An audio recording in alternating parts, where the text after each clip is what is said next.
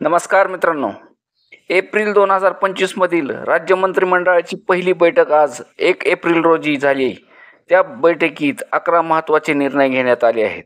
मंत्रिमंडळाची बैठक ही प्रत्येक बुधवारी होत असते. या बैठकीत सर्व प्रमुख मंत्रिमंडळातील सदस्य हजर होते. तर आता पाहूया निर्णय कोणते घेतले आहेत. पहिला निर्णय म्हणजे गडचिरोली जिल्ह्यात खनिज व विशिष्ट औद्योगिक गौण खनिजाच्या व्यवस्थापनासाठी गडचिरोली जिल्हा खनिज कर्म प्राधिकरण स्थापन करण्यास मान्यता देण्यात आली आहे. तसेच दुसरा निर्णय म्हणजे नोंदणीकृत वाहन निष्कासन केंद्रामध्ये स्वच्छेने निष्कासित केलेल्या वाहनाच्या अनुषंगाने सुधारित कर सवलत लागू करण्याचा निर्णय घेण्यात आला आहे.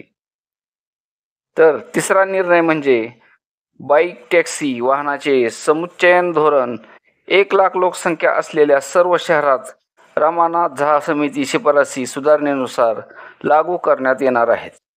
तर चौथा निर्णय म्हणजे नागन मध्यम प्रकल्प जिल्हा नंदुरबार प्रकल्पासाठी 161 कोटी रुपयाची सुधारित प्रशासकीय मान्यता देऊन निधी मंजूर केला आहे.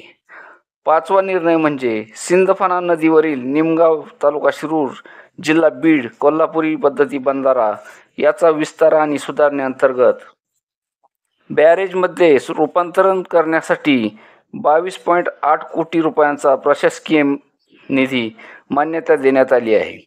सहावा निर्णय म्हणजे सिंदफणा नदीवरील ब्रह्मनाथ येळंब तालुका शिरूर जिल्हा बीड कोल्हापुरी पद्धती बंधारा याचा विस्तार आणि सुधारणेसाठी बॅरेजमध्ये रूपांतरण करण्यासाठी 17.30 कोटी रुपयांना प्रशासकीय मान्यता देण्यात आली आहे.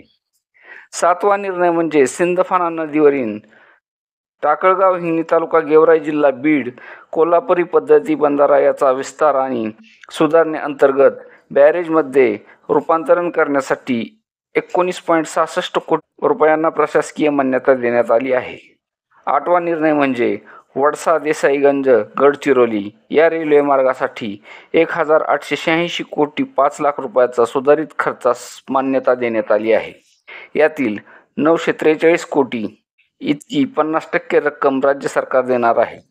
नववा निर्णय म्हणजे पुणे शिरूर अहिल्यानगर मार्गे छत्रपती संभाजीनगर या राष्ट्रीय महामार्गाची सुधारणा आणि काम पूर्ण झाल्यावर केंद्रीय भूपृष्ठ वाहतूक महामार्ग मंत्रालयाच्या 2008 पथकर धोरणानुसार सर्व प्रकारच्या वाहनावर पथकर चालू करण्यास आहे. 10वा निर्णय म्हणजे अजनी नागपूर येथील देवनगर कोऑपरेटिव्ह हाऊसिंग सोसायटीच्या जागेवरील क्रीडांगणाचे आरक्षण रहिवासी करण्याचा निर्णय घेण्यात आला आहे.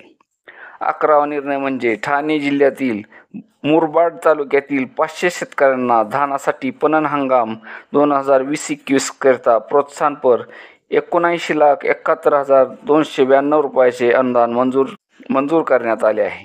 तर असे एकूण प्रमुख 11 महत्त्वाचे निर्णय आज घेण्यात आलेले आहेत. धन्यवाद.